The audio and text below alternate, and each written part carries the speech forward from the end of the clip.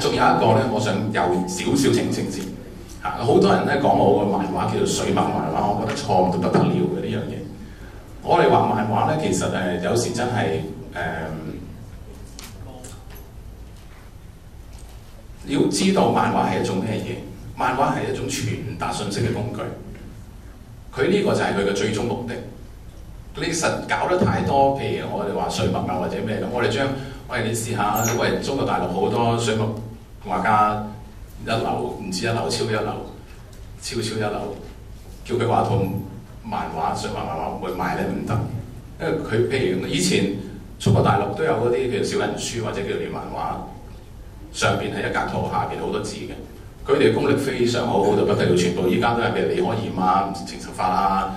嗰扎冚唪唥都畫過呢啲連環畫，佢哋每一條線條都有功力，都有出處嘅。咩講緊可能18秒入邊嘅其中畫一招嚟。咁你個構圖嗰啲冚唪唥有晒嘅，但係你用晒呢啲招式落去，你係唔係依家日本流行嗰種咁嘅漫畫？絕對唔係，完全唔係嗰回事嚇。即係我所講話漫畫，其實如果你用李志清就水墨漫畫嘅，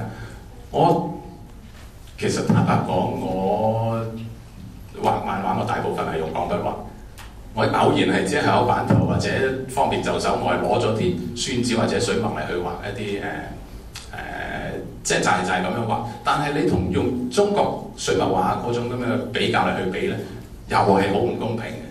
根本我嗰個考慮或者頭先我又講翻嗰兩句詩啦，文有本末事有終始。你嗰個目的開始嘅時候係乜嘢？然之後就會出現啲咩嘢？即係。好悶啊，會走嘅。我想講就係咁啦。甚至乎我畫嘅漫畫，我而家睇翻，其實真係冇乜幾多張係入邊係有水墨。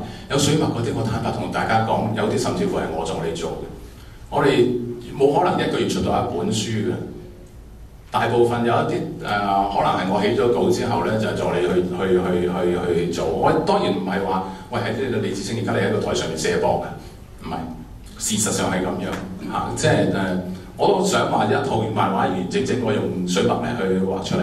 但係如果我用水墨畫出嚟咧，亦都唔會係傳統中國水墨嗰種嘅角度去講。可能突然間有一個老師可能講：喂，哇！喺李志清你畫水墨漫畫，你啲水墨你呢一筆個出處喺邊度嚟㗎？或者我哋即係其實有晒嘅。我哋喺學中國畫。有晒佢嗰個講筆墨啊，講嗰個要求，講意境啊嗰啲嘢，完全有佢一套嗰個理論。但係如果你用嗰套嚟去要求喺套漫畫入邊，又完全搞錯晒嚇，完全唔係嗰回事。我頭先講漫畫係一種傳遞信息嘅工具，某一個程度講啦，用文字去傳遞信息係小説，用影像去傳遞信息係電影。用圖畫與文字去傳達信息嘅係漫畫。好嘅電影，好似荷里活嘅電影，我哋入場入邊咧，我哋睇15分鐘，你就可能代入咗一套電影。你唔會覺得如果自己喺度食緊爆糕，喺度飲緊汽水，一路去咗喺度講緊喂演得好唔好啊咁樣，你代入唔到呢套電影好幾有限。你睇金庸小説，你睇下嘅時候，你係入咗佢個世界，你唔覺得自己捧住本書喺度睇，你入咗去裏頭。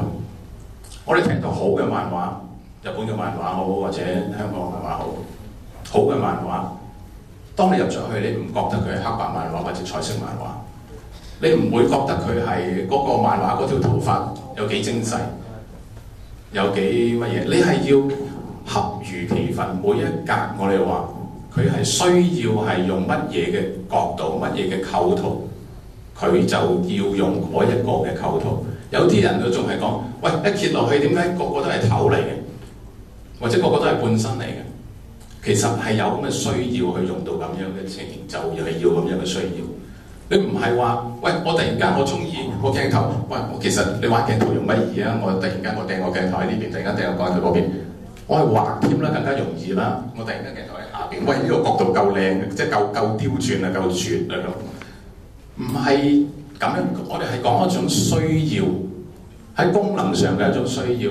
幾時開大格，幾時開細格，幾時用一個俯視，幾時一個仰視，幾時用平視，幾時用半身，幾時用大頭去講説話，幾時用眼神。即係完全係因應嗰個嘅需要而擺落去。如果你掟得太多鏡頭喺唔同嘅角度，你可能係一個攝影師。喂，我中意喂嗰個，我就周圍去揾嗰個角度，我就係要嗰個角度，就係要嗰個。